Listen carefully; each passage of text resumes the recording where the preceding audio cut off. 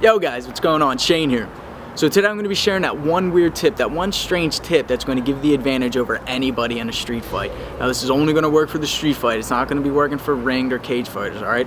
So check this out. Let me tell you a quick story about it, how I figured this out, and then I'll lay it on you. So it was back in the day. I was probably 14 years old, 15 maybe. I remember it was sophomore year because it was my friends who went to a different school than me. Got in this big fight out in the schoolyard with freshmen fighting kids younger than them. They beat the kids up. I don't know, I don't remember what it was about. Anyway, the freshmen wanted to get my friends back, right? So the leader of the freshmen, right, they were from a different neighborhood. So it started to build this feud up against our neighborhood, of my friends. So they wanted to get my friends back. What they did was they had this whole plan, this whole elaborate plan. Where they'd get this big group and they'd jump my friend at the bus stop while I was waiting for the bus, right, while he was alone. Somehow, through the grapevine, my friend hears about this. He calls me up, he calls all my friends up, and he's like, is there any way you can get out from school, like an hour early, help me out, like I hear this is going down. Of course, he wasn't gonna hide from it. He was a hothead, right? He wanted to go out fist swinging and everything. So somehow we get out of school, we get there early, and instead of meeting at the bus stop, we want to catch him off guard, right? So we wait right outside the front doors of the school. Me and my friends, as soon as the kids come out, as soon as we recognize them, we just ambush them, intercept them, right? And I mean, it was just a huge brawl right outside of the school, and there's teachers breaking up. I remember the principal got dropped. Cops come. Cops are there. Cops are arresting people. Some of my friends got arrested. Most of us got away. And then from there, it just escalated, and like more and more stuff. Like a bigger feud, became a war between the neighborhoods, those kids against us, and we were starting to get older, so it was starting to get more violent, more dangerous. Then it was quiet for a little bit. I remember it was 2007. My best friend, the one who kind of started it all, got in a really bad car accident and died.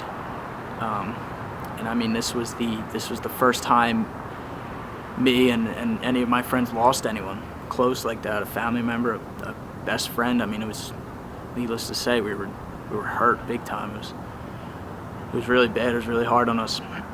So we didn't care about this big feud that was going on. We were bonding with each other. We wanted to be close. We wanted to support each other. We wanted to be close with our families because we realized like this stuff's dangerous. It's dangerous. We're out here, fighting all the time, and it's just not worth it. Serious stuff can happen. I mean, he didn't die from a fight, but it kind of put it into perspective of, we're not invincible. We can get hurt, seriously hurt, and die. So my friends were out one night, and I don't remember if they were drinking or what was going on. I wasn't there.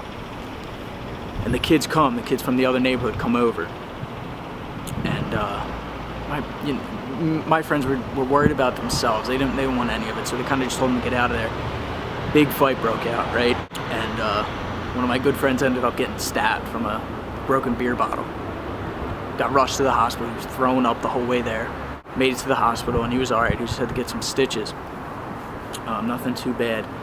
But we went to support him, so we drove over to the hospital to see how he was doing. His parents were there. He was there in the hospital bed. There was cops there questioning him.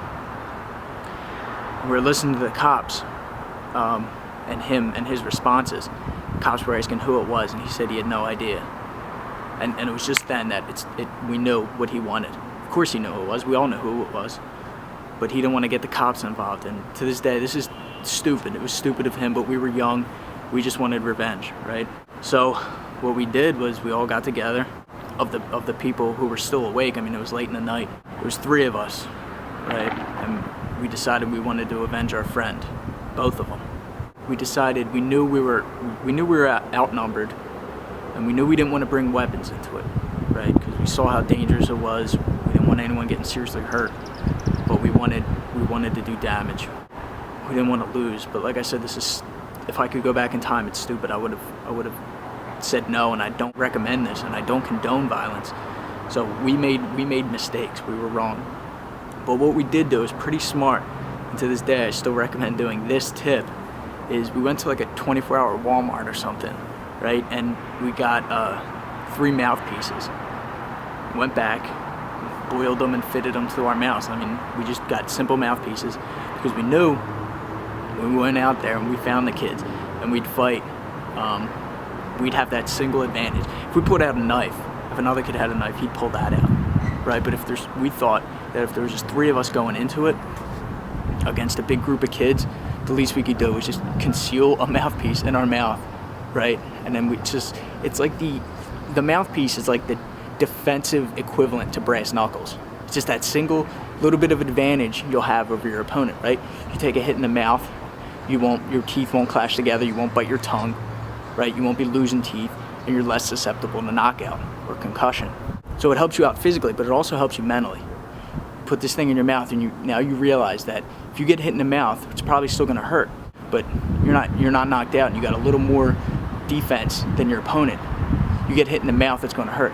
You hit him in the mouth, you're gonna knock his fucking teeth in, right? So build your mental confidence up, no matter how you do it, all right? If it's something as simple as this, or you gotta go out and run every day, or you gotta get in the ring, all right?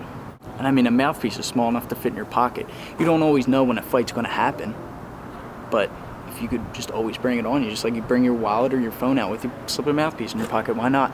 If something starts to go down, a little confrontation, put it in your mouth, don't even know it's in there, right? If someone sneaks you and hits you in the jaw, you're reinforced. You're not gonna be as hurt, right?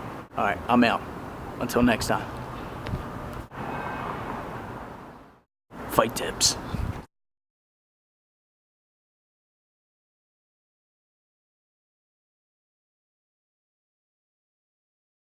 The brain tells the body what to do, right? Now it can negatively affect us. It can tell us, it can limit us.